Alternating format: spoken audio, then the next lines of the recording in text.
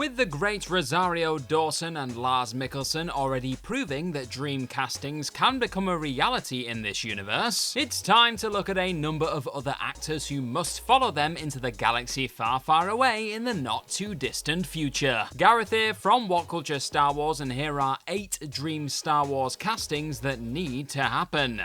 Number 8. Jason Momoa, Quinlan Vos.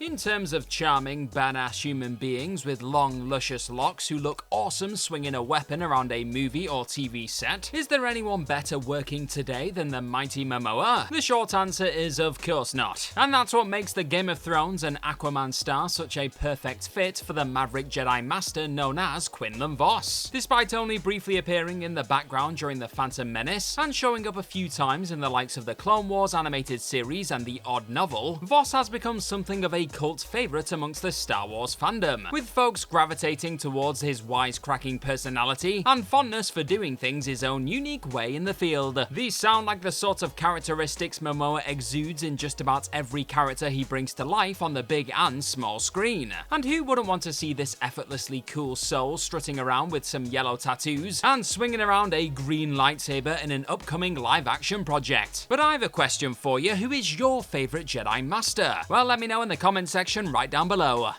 Number 7. Paul Giamatti, Hondo Ohnaka. Trying to find an actor to step into the role of a character who possesses the ability to charm you one minute and leave you cursing the day you ever met them the next is no mean feat. But in the supremely diverse Paul Giamatti, you unquestionably have that man, and the actor perfectly suited to playing the part of WITWER pirate legend Hondo Ohnaka. Despite not appearing on the live-action stage yet, this quick-thinking space pirate has already endeared himself to the masses through his always entertaining attempts to come home with a massive score and remarkable ability to routinely find himself at the center of a perilous situation. What is he like? When the time comes to finally give the Clone Wars and Rebels figure said live-action treatment, few actors feel as well suited to the part of a despicable criminal with a heart of gold than a Giamatti having the time of his life chewing the space scenery. It's a match made in heaven, and with Hondo still being alive during the age of the New Republic, and even during the time of the sequel trilogy, the always captivating star of everything from Billions to Jungle Cruise could realistically don the WITWER prosthetics and talk his way in and out of trouble in more than a few upcoming Lucasfilm projects. Number 6. Benedict Cumberbatch, a Sith Lord. A few years back, a great many Star Wars lovers were actually intrigued by the idea of Doctor Strange himself, Benedict Cumberbatch, playing none other than Grand Admiral Thrawn at some point. But with the Oscar-nominated Brit ultimately turning down the idea of being covered in blue paint, and Lars Mikkelsen eventually returning to the role from Ahsoka onwards, Cumberbatch is now free to pursue other antagonistic parts within this volatile galaxy. Watching the mesmerizing thespian possibly don a black coat and red lightsaber as he looks to take down Rey's new Jedi Order in the upcoming sequel trilogy follow-up flick would undoubtedly be a blast. But away from stepping into the role of a brand new dark side practitioner, perhaps Cumberbatch could even bring to life a younger Dooku at some point, exploring the infamous figure's life during the time before he became Palpatine's apprentice. Either way, Cumberbatch's natural gravitas, menace, and ability to convey inner turmoil make him a perfect fit for a Sith Lord or Fallen Jedi at some stage in the future. So here's hoping he's given the chance to add Force lightning to the list of things seen shooting out of his hands on screen in the coming years. Number 5. Sebastian Stan, Luke Skywalker.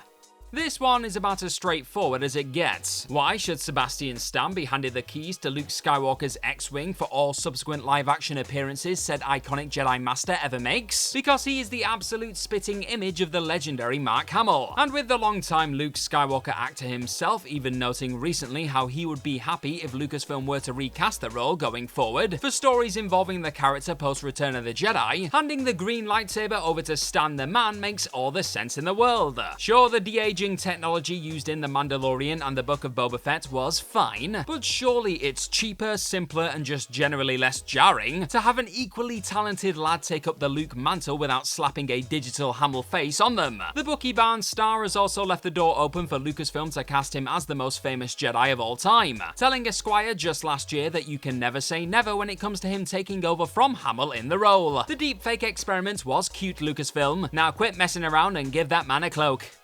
Number 4. Wyatt Russell, Alexander KALLUS. Another celebrated Rebels character folks have been angling to see given the live-action treatment for what feels like forever, one-time Imperial Security Bureau agent Alexander KALLUS feels like the sort of personality tailor-made to show up in something like the second season of Andor. Over the course of the animated Rebels series, the conflicted KALLUS becomes disenchanted with the Empire before eventually transitioning into the role of Rebel spy. And with the initially cold but gloriously arrogant Thorn in the Phoenix Squadron's side surviving the events of Rebels, and continuing on as undercover agent Fulcrum in the time post-liberation of Lothal, there's a strong possibility he could finally make his presence known in live action during Andor Season 2, possessing the unmistakable blonde wavy locks and beard, along with the sort of one-time despicable antagonist determined to make up for the mistakes of their past energy that has established the redeemed soul as a cherished Star Wars figure. The Falcon and the Winter Soldier's US agent WYATT Russell seems like a clear first choice for KALLUS. So if he does appear as one of the incoming surprising cameos Tony Gilroy has hinted at in the lead up to Season 2, here's hoping it's KALLUS lookalike Russell who pops up on Yavin 4 alongside the likes of Mon Mothma and co. Number 3, Anya Taylor-Joy as Asajj Ventress.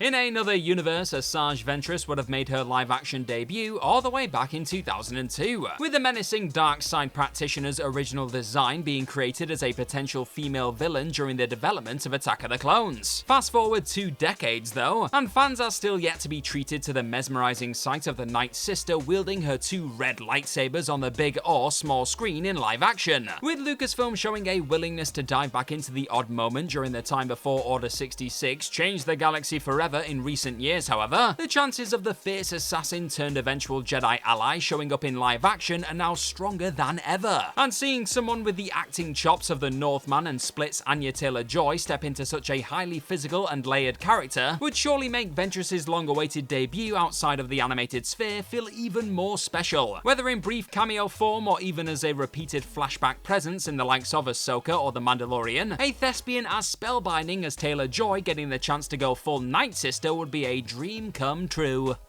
Number 2, Sam Witwer, MAUL.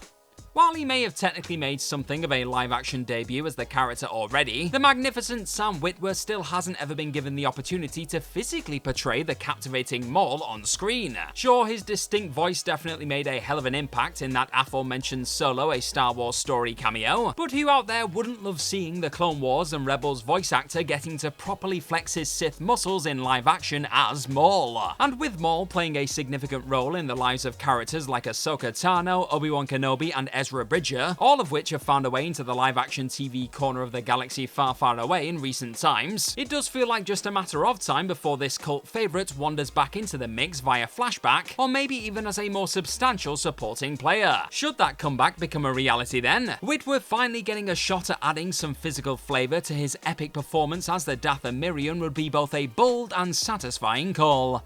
Number 1, Cate Blanchett, Duchess Satine Kryze.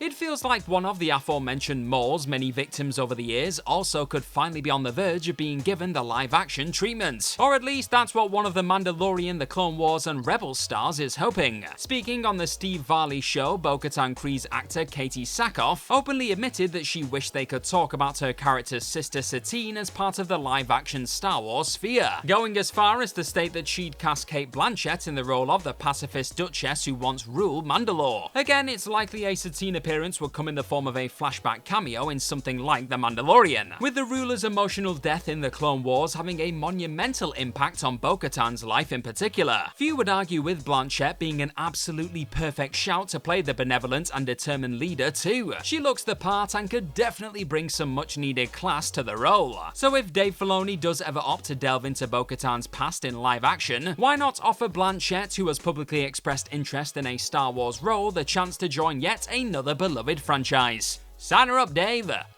And that's our list. Know of any other dream Star Wars castings that need to happen? Well, let us know all about them in the comment section right down below, and don't forget to like, share, and click on that subscribe button while you're down there. Also, if you're a fan of this sort of stuff, then please head on over to whatculture.com and find some more fantastic articles just like the one this video you're watching right now is based on. I've been Gareth from What Culture Star Wars. May the Force be with you as always. Thanks for watching this particular video today, and hopefully we'll see your faces very, very soon. Bye-bye!